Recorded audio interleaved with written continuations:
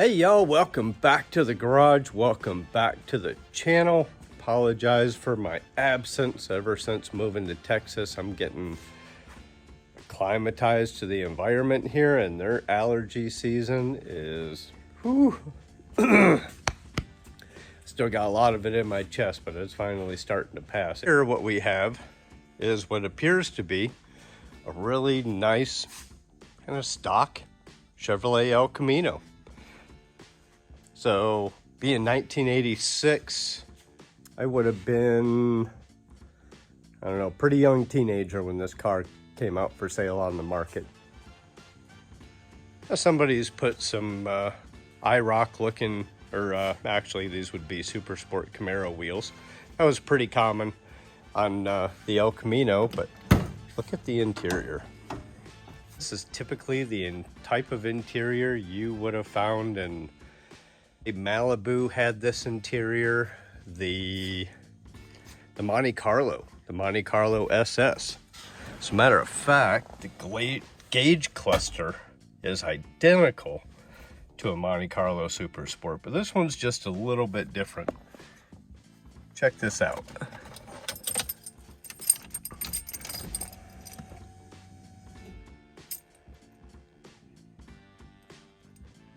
Nice Dakota digital gauge package. GMC floor mats that match. Maybe somebody didn't just find GMC floor mats to match. It's not an El Camino. It's a Caballero. For those of you that do not know what a Caballero is, let me explain it. Okay, the GMC Caballero, and best I can explain this for you. So, the GMC Caballero, for all intents and purposes, is an El Camino, okay? Back in the 70s and 80s, General Motors, along with Ford, along with a couple of the other US brands, Mopar, you know, covering the Chrysler line and what have you, they did a lot of brand swapping.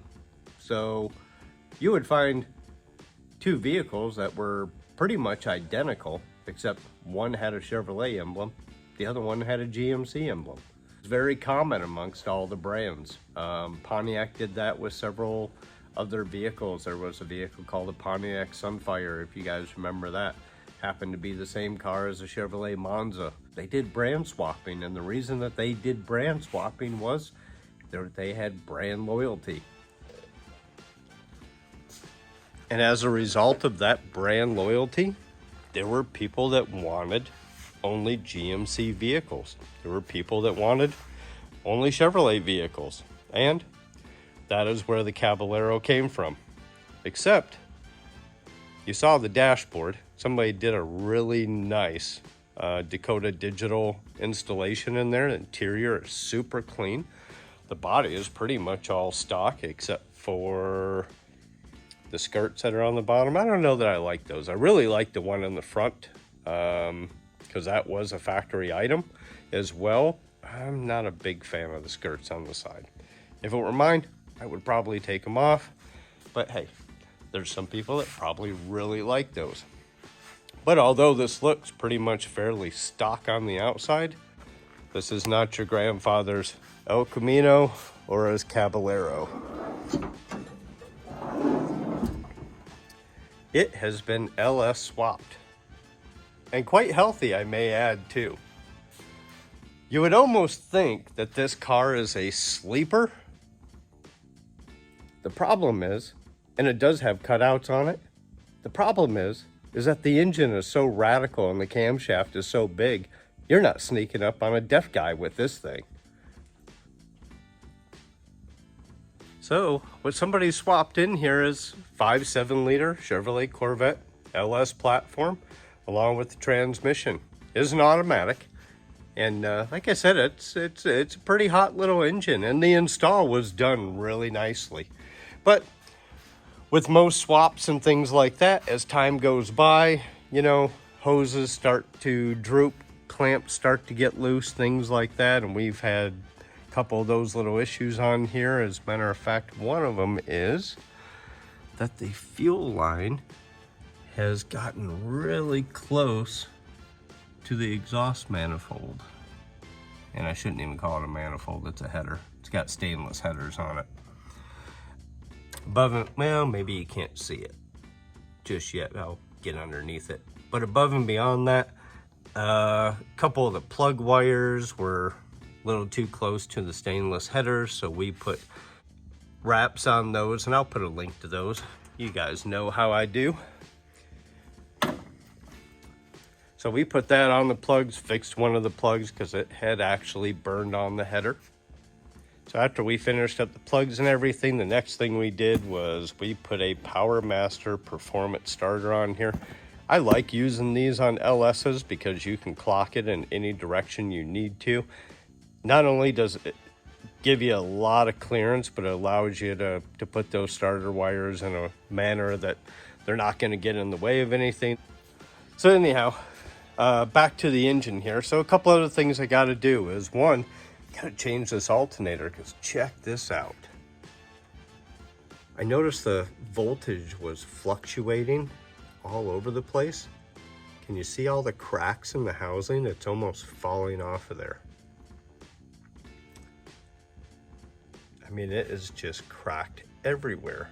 I can't say is, oh, there you go. Now you can really see it. I can't say I've ever had that happen before. Anyhow, ordered a new alternator. Should be here later this afternoon. We're gonna get that put on. But in the meantime, we are gonna address another problem.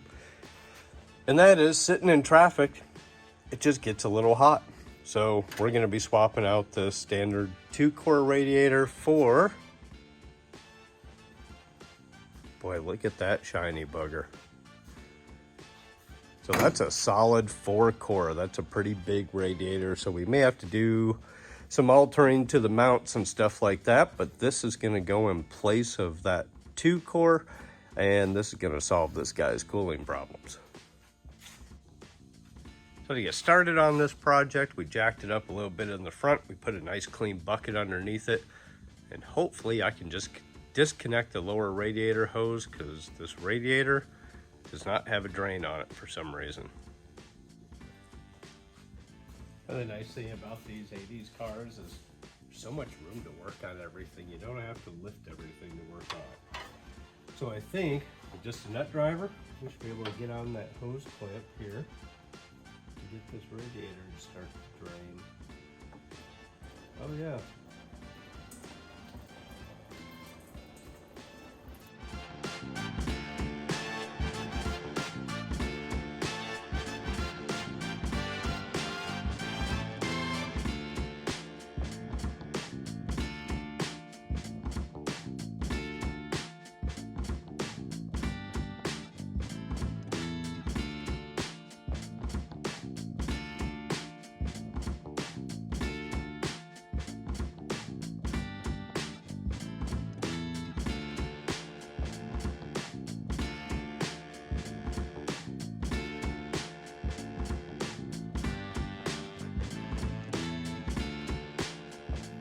So while that's draining, yeah, let's see if we can give we can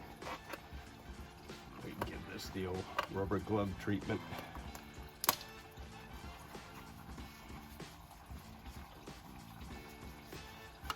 Protect the engine.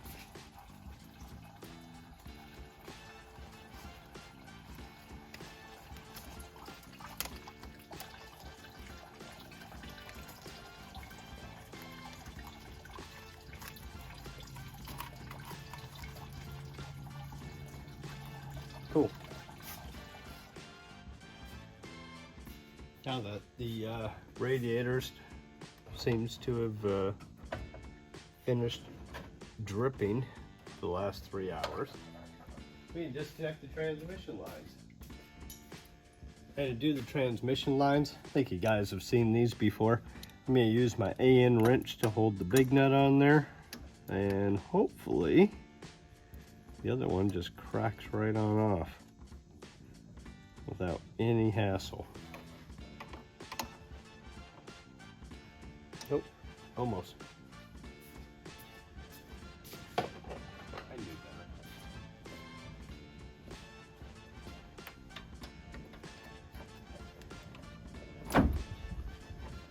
How nice is that? I wonder how long ago this build was done. Everything's been a real pleasure to work on.